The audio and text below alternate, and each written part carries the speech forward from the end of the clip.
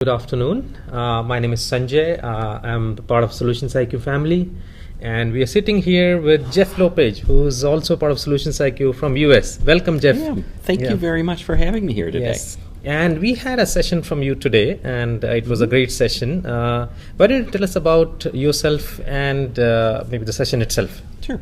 So I've been an Agile practitioner for about 9 years,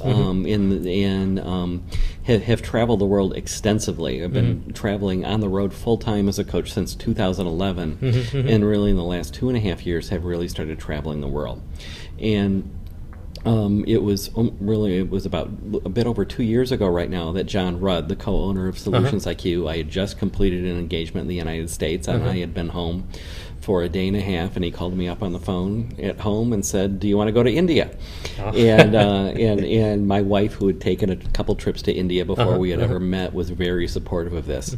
And so I was on this journey, and two weeks later, I arrived in India for what was supposed to be a 3-month engagement that ended up lasting a bit over a year. Wonderful. And it was a really thrilling experience. It was a real gift to be able to coach here during that time in the year I spent here. And so I'm actually traveled here now. This is my 3rd trip to India this week to speak at the Global Scrum Gathering that's happening this week here in Bangalore, where I'm using a lot of those experiences I learned in that year in India and in traveling around the world, talking about local culture and global agility, how people acting and behaving just naturally within their own culture can contribute to a global Agile team. That's right, yeah. So your topic itself was like the Indian approach to Agile Transformation. Why don't you tell us about that? It actually is there an Indian approach to Agile Transformation? Because I, as an American, shouldn't tell you what the Indian approach is, but I really think that India has a lot to offer the world in terms of its own natural approach and its own voice in Agile.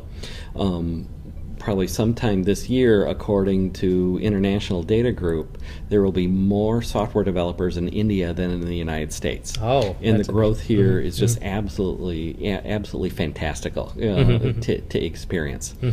And so that, combined with some of the the cultural strengths in India, the great zest for learning that I've experienced in this country that I haven't experienced anywhere else. And the other thing is the extreme comfort and fluency in chaos and ambiguity. That sounds kind of like a conflict, that you could actually be fluent in chaos. But that's what you experience here. People inspect and adapt every day. And so that zest for learning and the ability to quickly inspect and adapt and be very comfortable with chaos and ambiguity really makes India a very fertile ground for Agile. And so that's what I really talked about today. And often now that Agile is such a growth industry, there's so many people becoming Agile coaches and more companies coming on the practices. There's been a lot of growth in consultants and in traditional management consulting firms that want to offer their approach to Agile. And there's been a lot of development, particularly in the last two or 3 years, of either Agile transformation frameworks or scaling frameworks, which were often originated in the West and solved the problems that Western enterprises have in encountering Agile. But those problems don't necessarily exist when you come to India, where you have those kind of strengths.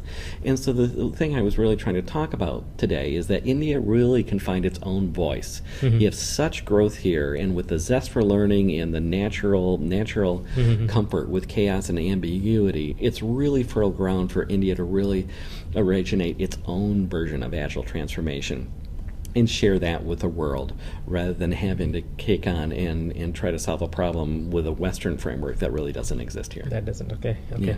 Thank you. I think it was a great session. I think people loved it, and I think I could see that. Okay, there was a lot of people coming to you even after Yeah. the session and talking to you and kind of picking your brain, right? Yeah. How do you see this Agile Coffee as a community platform going forward? Yeah. It was really great here. Here we are on a Saturday morning, and you sold out the place. You had all these people here at the Global Scrum Gathering, a big kind of community event. I have a lot of colleagues in the Agile community coming from the United States, not just because we want to push our stuff, but because this is part of what we do, sharing what our experiences around the world and then learning from our colleagues in other countries. So it's so important. When I was first coaching here in India a couple of years ago, a few of my clients, they had never gone. They were new Scrum Masters. They had never gone to anything like this. And so I brought them to Agile community events in the area. And it was the first time they had ever experienced talking to people in other companies who were experiencing the same challenges in Agile that they were.